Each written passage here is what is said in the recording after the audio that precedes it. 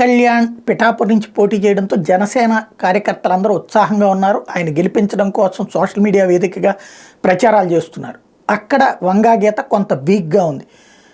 వాళ్ళ వర్గం ఇప్పుడు ఒకళ్ళిద్దరూ ప్రారంభించారు రివర్సలో. అందులో వంగా గీత గురించి ఏది నిన్నైతే పవన్ కళ్యాణ్ చెప్పారు కదా, మన ప్రజారాజ్యంలోనే ఆవిడ రాజకీయం అని చెప్పి, అసలు నీకు తెలుసా ఆవిడ రాజకీయ జీవితం అంటూ వాళ్ళు ఇప్పుడు ఆయనకి క్లాస్ పీకే ప్రయత్నం చేస్తున్నారు. 1983లోనే వంగా గీత రాజకీయాల్లోకి వచ్చారు.